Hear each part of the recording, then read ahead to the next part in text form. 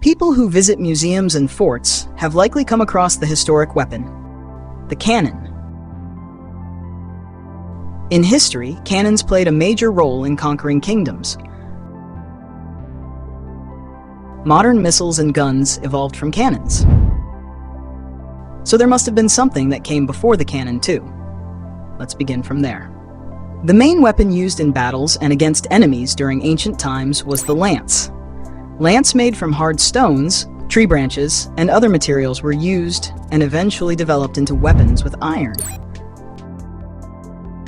However, lance had a limitation.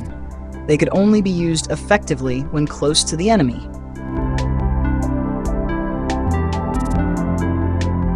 To overcome this limitation, a new weapon called the fire lance was developed between the 10th and 12th centuries in China. It marked the beginning of missiles and cannons. Let's see how it works. The main part of the fire lance is the spear. Then, a tube is attached to the spear, usually made of bamboo. Through this side, gunpowder is filled into the tube. There is a slow match set here to ignite the gunpowder. When the enemies come close, the slow match ignites, causing the gunpowder to blast and the flames to shoot through the tube.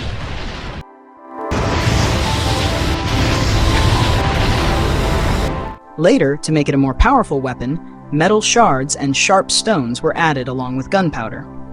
Even though it couldn't shoot fire over long distances, it could effectively kill enemies at close range. Later, in the 13th century, bamboo was replaced with metal, and fire lance barrels made of metal began to be used. These are called hand cannons, and we can consider them the first guns. The hand cannon worked based on the same principle used in cannons. Since hand cannons could only shoot over short distances and had a limited impact, cannons were made.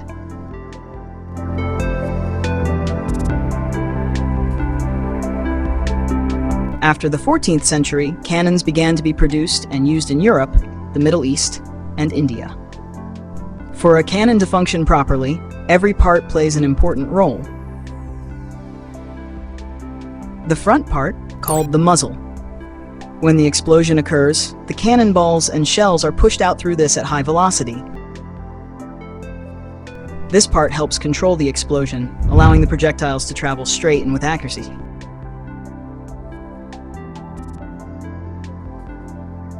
It also helps in aiming at the target point.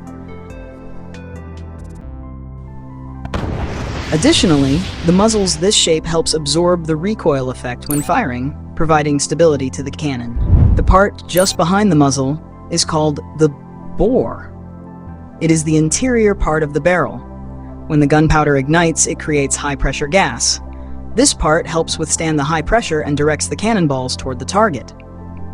This thin tube is called the vent, through which the gunpowder loaded inside is ignited. This is the vent field, where the fuse is set to trigger the ignition. This is the knob.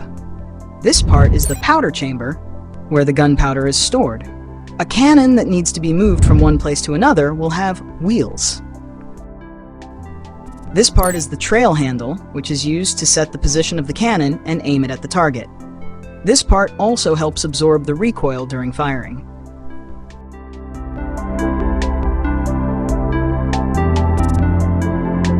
This part is the elevation screw. It is used to manually set the position of the cannon, allowing it to be adjusted up or down. Since an explosion occurs inside, the cannon's body is made of bronze to withstand the pressure. There are also cannons made of iron. To operate a cannon, at least 5 people are required. Horses were often used to move cannons from one place to another. For larger cannons, 4 horses were used.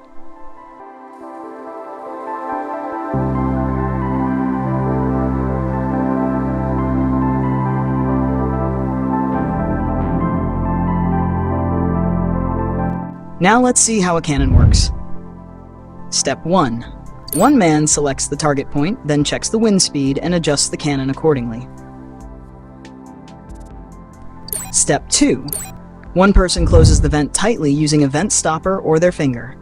This is done to prevent sparks while loading the gunpowder. Step 3. Using a stick, the inner part of the barrel is cleaned to remove any remaining shards or heat from the previous fire.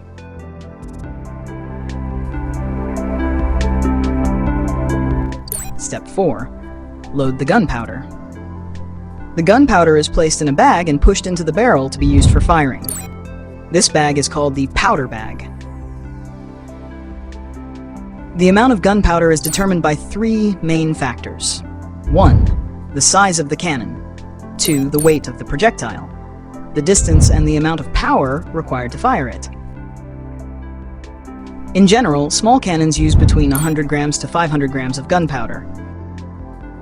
Medium-sized cannons use between 1 kilograms to 3 kilograms. Large cannons use between 5 kilograms to 15 kilograms of gunpowder. The same factors are used to decide which cannonballs to choose. Small cannonballs typically weigh between 0.9 kilograms and 2.7 kilograms.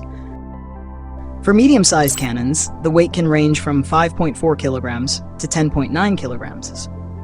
Large cannons use cannonballs weighing between 14.5 kilograms and 19 kilograms. Some very large cannons have even used projectiles weighing up to 45 kilograms. Most cannonballs are made from cast iron. However, some specific types of cannonballs are made using stones or lead, depending on the requirements. Some cannonballs have a hollow inner part. These are filled with explosive materials and are used as explosive shells. These powder bag and cannonball are loaded into the barrel using a stick. Step 5. Adjust the elevation screw to set the target position correctly. Step 6. A metal pick is used to create a hole in the powder bag. This ensures proper ignition.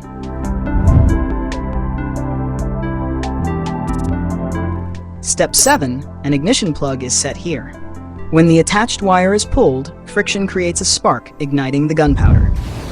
As a result, the gunpowder bag explodes, and due to the pressure, the cannonball is fired at a speed of 400 kilometers per hour.